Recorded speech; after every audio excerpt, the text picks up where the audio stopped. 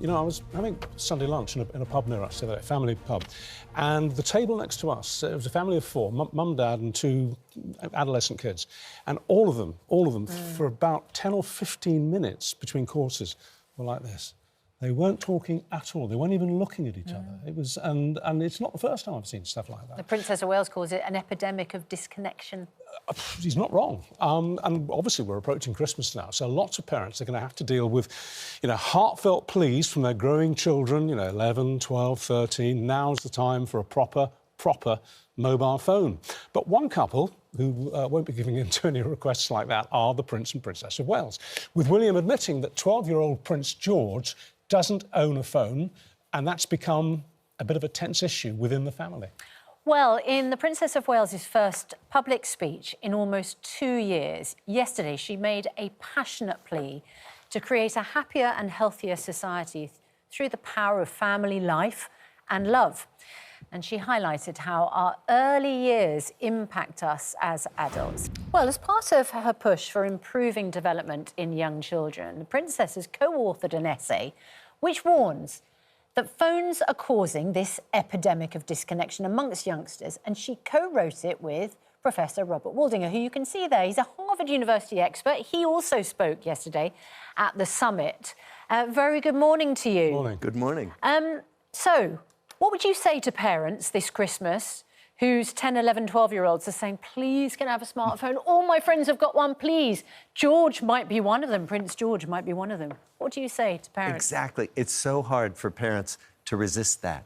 But we can do it. We need to be so intentional about how we use our phones and then how we teach our children to use their phones. Because the parents are as bad as the kids, some of them. Exactly.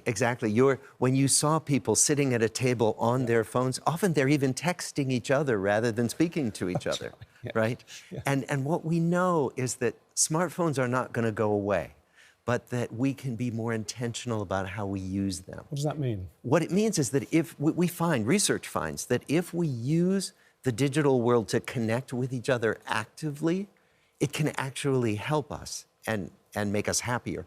If we use smartphones to scroll through other people's curated lives, it makes us feel worse about our own lives, and it increases depression, anxiety.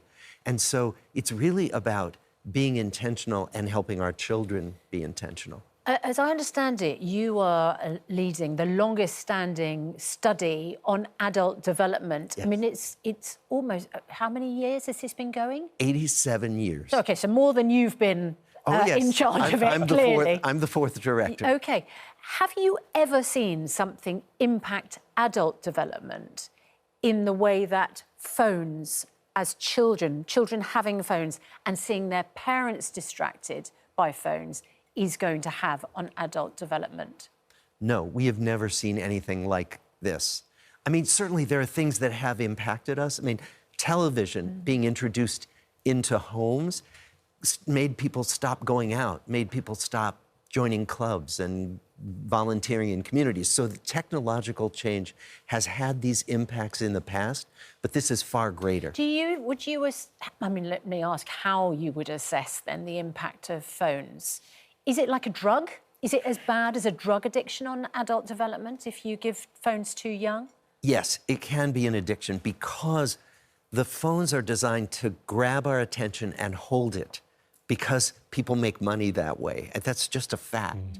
And so if we want to take our attention and use it intentionally, then we have to be more mindful of that and look away from the phones. It's the grip that phones seem to have developed on our psychology, on our emotions. For example, I know that when I go out and if I forget my phone, I have a moment of panic. Yes. That's ridiculous. Yes. Why would I panic? Simply because I don't, but I do. Yes.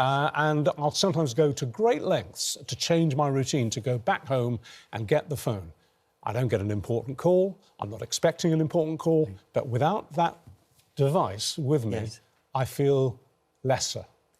And what we find is that parents often get anxious if their children don't have phones, if they can't reach their children. And yet we never used to have them. We never used to have them. My parents couldn't reach me for hours, and I think it was blissful for them that I was on my own. Children are safer now, though, when they have phones in terms of contact with their families being able to track their children. Yes. But I wonder if they're at more danger because of what they're seeing on their phones. Yes, and some parents actually give their children phones that are not smartphones so that they can be reached. Now, that's interesting you say that, because in this interview that Prince William did in a conversation on, ironically, Apple TV a few months ago, he said none of their 3 children are allowed to have smartphones. Our children don't have phones. I think when George moves on to secondary school, he might have a phone, but it'll have no internet access.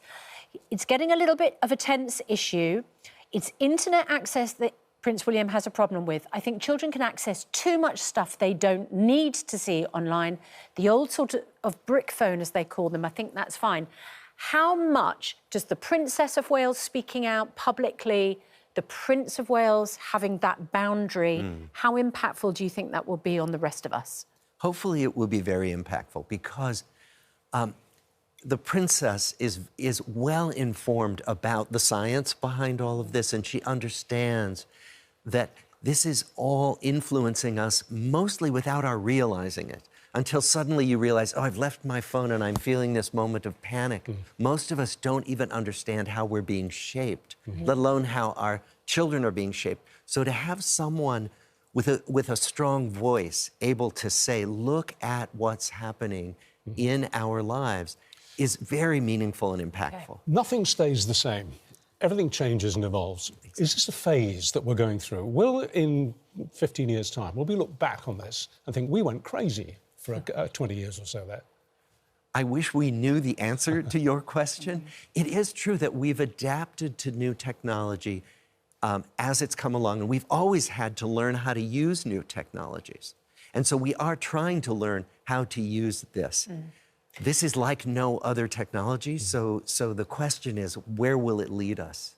Spend more time with your children. Yes. And look at them. And look at them. Give them your full, undivided attention. Professor Robert Waldinger, lovely to talk to you. Thank you so much. Thank you.